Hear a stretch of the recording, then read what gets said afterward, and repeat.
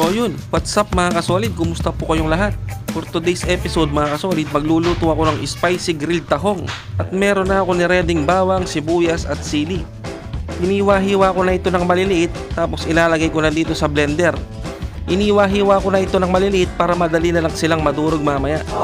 Yan, isusunod ko na yung sibuyas, tapos yung napakaraming sili. Tingnan nyo naman mga kasolid, pulang-pula yung sili oh. At lalagyan ko ito ng mantika. Kahit anong mantika pwede na mga kasolid. At lalagyan ko rin ng asin para magkalasa na siya habang bine-blender ko mga kasolid. So balikan natin mamaya pag na-blender na. Yan, ito na yung itsura niya. Nag-ready na ako ng anato oil, pinainit ko na, tapos magluluto na ako mga kasolid.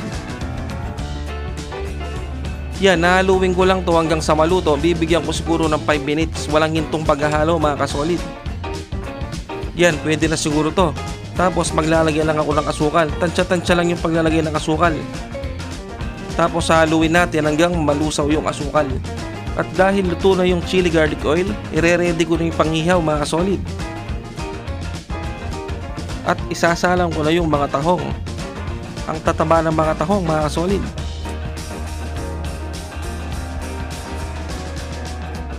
Siyempre naluto na yung isang side, babaligtarin ko na para maluto naman yung kabilang side.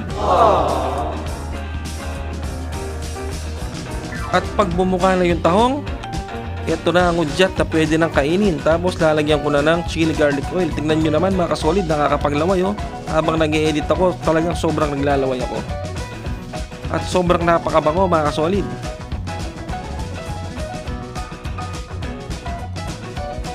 Siyempre, first bite na tayo mga kasolid. Mainit-init pa oh. Tapos lalagyan ko ng suka na may sili na may sibuyas. Tapos susungkitin mo sa kutsara. Sabay subo, kanya manapos, Mariosep. Siyempre, hindi kumpleto yan pag walang kanin. Kailangan talagang ternuhan ng kanin niya mga solid. At itatry ko pa yung isa. Napakataba ng mga tahong oh, ang lalaki. Tapos isasawsaw mo sa suka. Siyempre, diretso na yan sa bunganga. Grabe, sarap. At sobrang napakalasa niya. Kailangan talaga ng kanin mga solid. At sa mga naglalaway ngayon, gayahin nyo na to mga kasolid. Bumili na kayo ng tahong sa pinakamalapit na palengke. Tapos hihawin nyo na.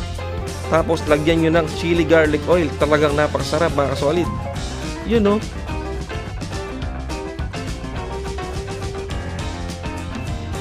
Dadagdagan ko pa ng chili garlic oil. Tapos lalagyan ng sibuyas na may sili. Yan. Mainit-init pa oh. Sobrang napaka-oily, napakalasa. Tapos ibubuhos mo dun sa kutsara. Tapos iinumin mo yung sabaw. Itatry ko naman yung plain tahong lang. Yung wala sang chili garlic oil. Yung ano lang talaga. Sibuyas, tsaka sili, tsaka suka.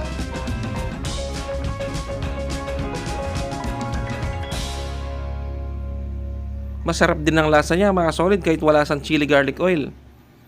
Pero mas masarap yung may chili garlic oil. Yun.